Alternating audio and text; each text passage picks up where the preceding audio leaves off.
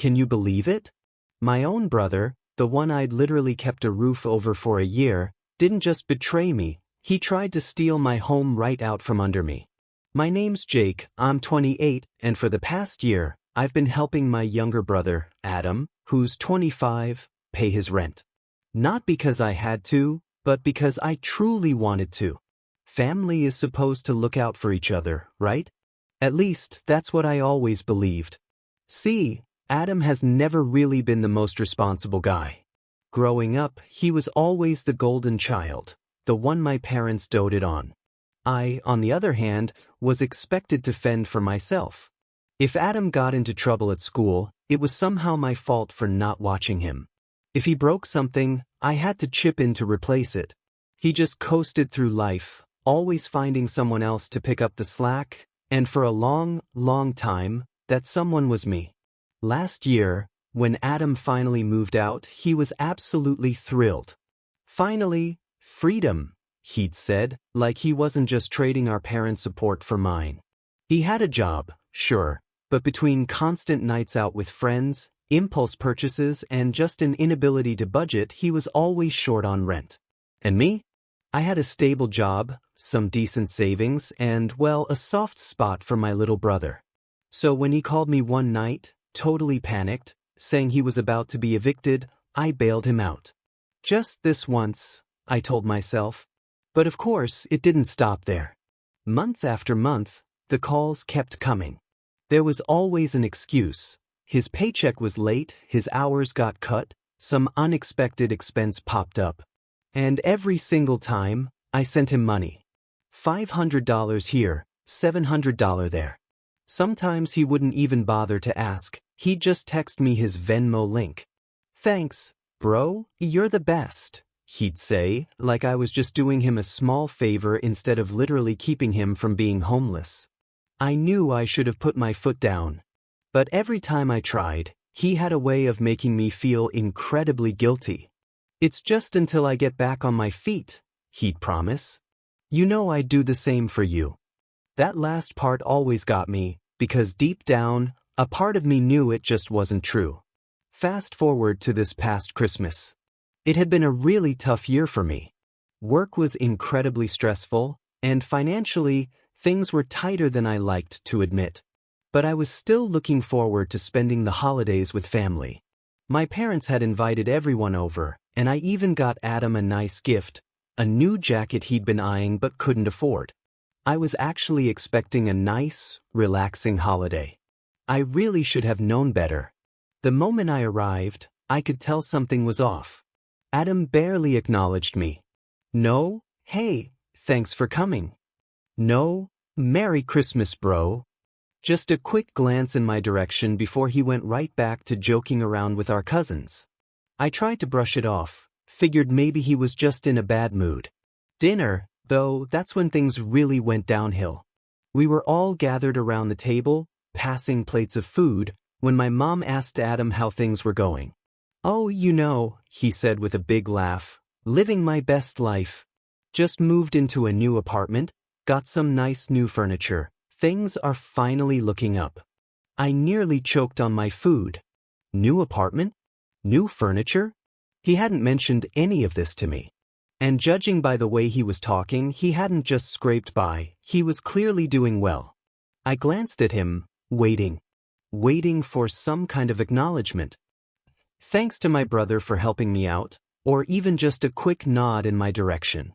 Nothing. He didn't even look at me. "So, Adam," I said, keeping my tone light, "guess that means you're all set now, huh?" He frowned, looking genuinely confused. "What do you mean?" "I mean, you've been needing my help for rent every month," I explained, "but now you're in a new place with new stuff." "That's great. So you're good now, right?" His expression darkened. He slowly put down his fork, and suddenly, all eyes were on us. "Wow, Jake, really? You just have to bring that up at dinner?" I blinked. "I'm just saying, if you've got everything figured out, then I guess you won't need my help anymore." He let out a bitter laugh. "Dude, why are you acting like I owe you something? I thought family was supposed to help each other." I felt my stomach twist. The way he said it, like I was the selfish one. Like I hadn't been bending over backward for him all year. I could feel the heat rising in my face, but before I could respond, he rolled his eyes and muttered under his breath, "You ruin everything." The table fell absolutely silent. My mom gasped. My dad cleared his throat uncomfortably. And me? I felt like all the air had been sucked out of the room. I just stared at him, waiting for him to take it back, to realize what he had just said. But he didn't.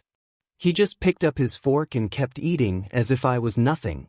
I pushed my chair back and stood up. You know what? Merry Christmas, everyone. My voice was steady, but my hands were shaking. Enjoy the rest of your night. I grabbed my coat and walked out. No one stopped me. No one called after me. And as I stepped outside into the cold December air, I realized something truly heartbreaking. Adam was never going to change. I had spent a year helping him, supporting him, thinking that one day he'd appreciate it. But he never would. Because in his mind, I wasn't his brother. I was just a safety net. I drove home in silence, my mind racing. Maybe this was a blessing in disguise. Maybe it was finally time to cut him off. But then, the next morning, my phone buzzed. Adam. I almost ignored it, but something in me just needed to see what he had to say. I unlocked my phone and read the message. Hey man, can we talk please? I stared at the screen, my heart pounding, because I already knew what was coming next. Hey man, can we talk please? After everything that had happened the night before, my first instinct was to completely ignore it. But curiosity, or maybe just masochism, got the better of me. What did he want? An apology? Another handout? I sighed, running a hand through my hair before finally replying, Me, what is there to talk about? The dots appeared instantly. He had been waiting. Adam, look, I messed up, okay? Just call me. I wasn't in the mood for a phone call, but I wanted to see what he had to say. So I responded with a simple, me, text it.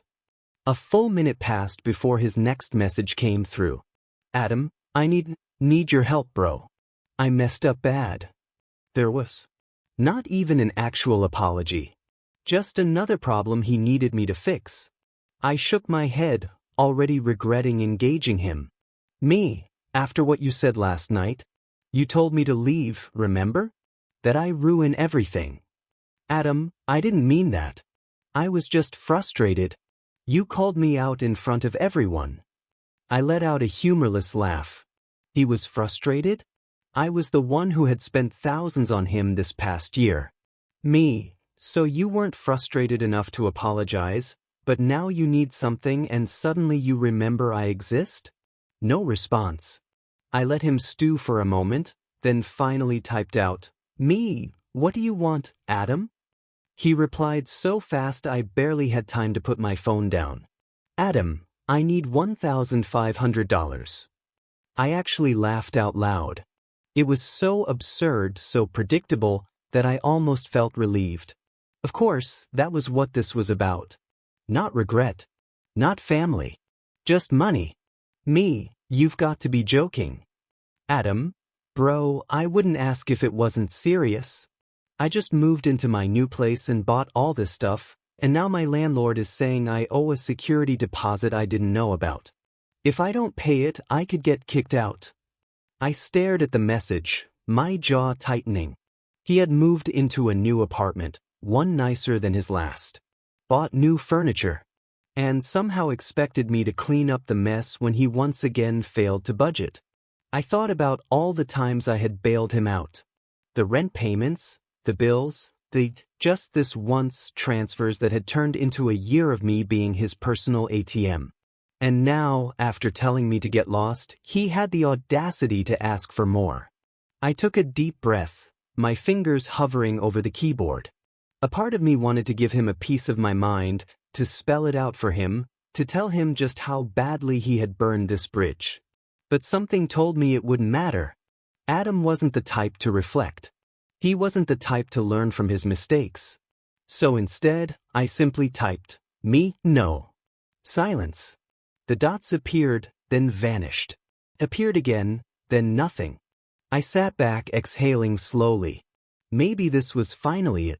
The moment Adam realized I wasn't his safety net anymore. I went about my morning, ignoring my phone. A few hours passed, and then my mom called. I debated letting it go to voicemail, but I already knew why she was calling. I answered, "Hey, Mom." The pause. Then, "Jake, why won't you help your brother?" I closed my eyes, pinching the bridge of my nose. "Of course, Mom," I said, keeping my voice even. "Do you know how much money I've given Adam this past year?" She hesitated. "I know you've helped him, but $500 a month, sometimes more. Thousands, Mom. And what has he done with it? Has he saved? Has he learned? He's moved into a nicer place, bought new furniture, and now he's calling me less than a day after insulting me to ask for even more." She sighed. "I understand, but Jake, he's your brother. Family helps family." That phrase, family helps family. I had heard it my entire life. Always when it benefited Adam, never for me. So why is it only my job to help? I asked, my patience thinning. "Where's Dad? Where's you? Why am I the only one expected to keep bailing him out?" She hesitated. "We don't have the extra money right now." "Neither do I," I said firmly. "And even if I did, I wouldn't give him a cent. Not after what he said. Not after the way he's treated me." Another pause. Then, more softly, "He's scared, Jake. He's saying he might have to move back home if he loses his place." I let that sit for a second. "So let him," I said. "Maybe that's what he needs." She sighed again, clearly frustrated, but she didn't argue. "Just think about it, okay?" "I already have," I said. And then, before she could guilt-trip me further, I added, "I have to go. Love you, Mom." I hung up before she could respond. I sat there for a moment, staring at my phone. My heart was still racing, but for the first time in a long time, I felt free. Adam wasn't my responsibility anymore. And no matter how much he begged, no matter how much my parents tried to guilt me into it, I wasn't going to cave. But what I didn't know then, what I couldn't have predicted, was that Adam wasn't done yet. Because the next move he made? It changed everything. I didn't hear from Adam for the rest of the day. No texts, no calls, nothing. That should have been a relief, but instead, it made me uneasy. Adam never gave up that easily. I kept my phone close, half expecting another guilt trip message from my mom, but she stayed quiet too. Maybe she realized I wasn't budging this time. But then, the next morning, I woke up to a voicemail. Not from Adam. From my landlord. "Hey Jake, I just got a call from your brother. He said you gave him permission to sublet your apartment for a couple of months. I just wanted to confirm that with you before we proceed with anything. Give me a call back when you can." I shot up so fast I nearly dropped my phone. "What?" I replayed the message, convinced I had misheard. But no. My landlord had just said exactly what I thought he said. Adam had called him, trying to sublet my apartment without my permission. I didn't even waste time texting. I called Adam immediately. It rang 4 times before he answered, his voice groggy. "Hello. What are you doing?" I snapped. The pause. "Jake? Why are you yelling?" I swung my legs out of bed, already pacing. "Don't play dumb. Why did you call my landlord?" Silence. That. I actually had to take a deep breath to keep my anger in check. That. Explain now. Adam let out a long sigh, like I was the one being difficult. "Look, man, I'm in a bad spot, okay? I figured since you don't use your apartment that much." "What?" I practically shouted. "I live here, Adam." "Yeah, but you travel for work sometimes," he said quickly, like that somehow justified it. "I thought maybe I could crash there for a couple of months, just until I figure things out. I was going to ask you, but you didn't seem open to talking, so I just, went around you." I was so stunned I actually sat back down. "You lied to my landlord," I said, my voice low and deadly. "Technically, I didn't lie," he argued. "I was going to ask you." "Oh, shut up, Adam," I snapped. "You're unbelievable. I say no to giving you money, so your next move is to try and steal my home." Steal is a strong word. I hung up, because if I didn't, I was going to say something I'd truly regret. I sat there, gripping my phone so tightly my knuckles turned white. My pulse was pounding in my ears, my whole body thrumming with rage. This wasn't just entitled behavior. This wasn't just another instance of Adam being selfish. This was insane. And it wasn't over. Because within minutes, my mom was calling. I knew exactly what was coming. I let it ring. Then I silenced it. Then I turned my phone off completely. I needed to think. Because Adam had just crossed a line, and I wasn't going to let him get away with it. I took a deep breath, trying to steady my nerves. This wasn't just some petty argument anymore. Adam had gone behind my back, tried to manipulate my landlord, and now, no doubt, was sending Mom after me to clean up his mess. But I wasn't playing that game anymore. I turned my phone back on an hour later, already expecting the flood of messages. I was right. "Mom, Jake, call me now." "Mom, I just talked to Adam, he said you hung up on him. Why are you being so cruel to your own brother?" "Mom, ignoring me isn't going to make this go away. We need to talk." I rolled my eyes. We didn't need to do anything. Adam had made this mess. He could deal with it himself. But then I saw another text, one that made me absolutely furious. "Adam, dude, you're being so dramatic. I just needed a place to stay for a bit and I figured your apartment would work since it's bigger. Not my fault you're so selfish." He actually called me selfish. Me, the guy who had paid his rent for a year. The guy who had been there every single time he needed help. I clenched my jaw, my mind racing. Adam wasn't sorry. He wasn't even pretending to be. In his mind, I was the bad guy here. And that's when I realized I was done. Completely. Utterly. Done. I wasn't just going to ignore him. I was going to make sure he finally learned his lesson. I grabbed my phone and called my landlord back. He picked up on the second ring. "Hey Jake, I was hoping you'd call." "Yeah, listen," I said, keeping my voice calm. "About that whole thing with my brother, he lied. I never gave him permission to sublet my apartment. He's not staying here. Not now, not ever. If he tries to contact you again, just ignore him." There was a pause. "Yeah, I figured something was off. He was acting kind of sketchy." "That's putting it mildly," I muttered. "Sorry he even dragged you into this." "No worries, just glad I checked with you first." We hung up and I exhaled slowly. That was one problem handled. But I wasn't done yet. I had one more call to make. I scrolled through my contacts until I found the number I hadn't dialed in years. My uncle. Uncle Dan wasn't just family, he was a lawyer. And not just any lawyer, a good one. If Adam wanted to play dirty, fine. But he was about to find out what happens when you push the wrong person too far. I hit call. The line rang twice before he picked up. "Jake? Wow, haven't heard from you in a while. What's up?" I took a deep breath. "Hey, Uncle Dan. I need some legal advice about my brother." The silence on the other end stretched for a beat. Then, "Oh boy," he said. "This ought to be good." And it was. Because Adam had no idea what was coming next. Uncle Dan listened patiently as I laid everything out. The years of financial support, the constant entitlement, the Christmas dinner disaster, and now, the blatant attempt to lie to my landlord and steal my apartment. When I finished, he let out a low whistle. "Wow, your brother's got some nerve." "Yeah, tell me about it," I muttered. "So, what exactly do you want to do here?" he asked.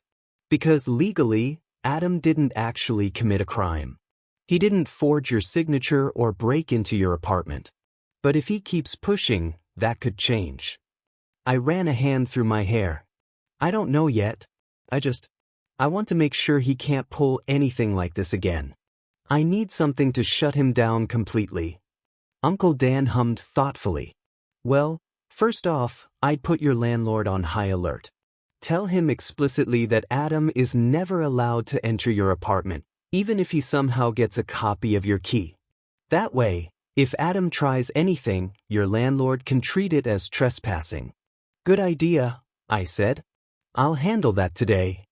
And if Adam does something really stupid, like trying to break in, Uncle Dan continued, call the cops immediately. No warnings, no second chances. People like him don't stop unless they face real consequences. I exhaled slowly. He was right. I'd spent my whole life giving Adam warnings, second chances, bailouts.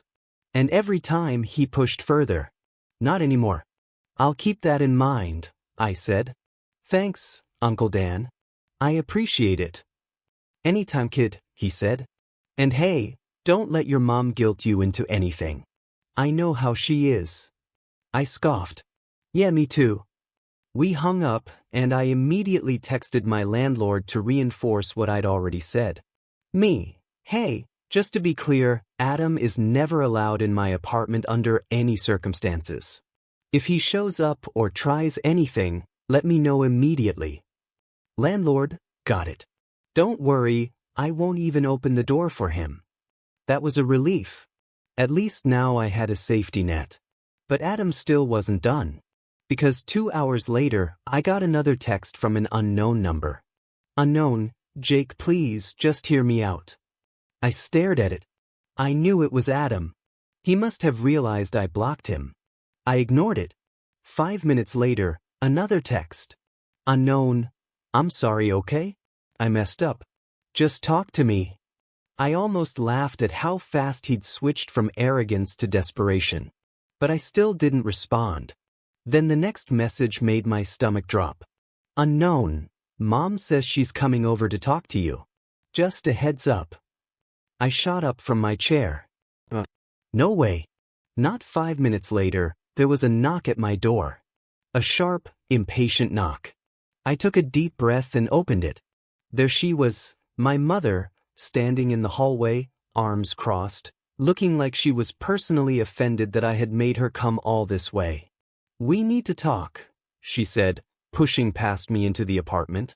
I didn't stop her, because for the first time in my life, I was ready to have this fight. And I wasn't going to hold back. I closed the door behind my mom and turned to face her.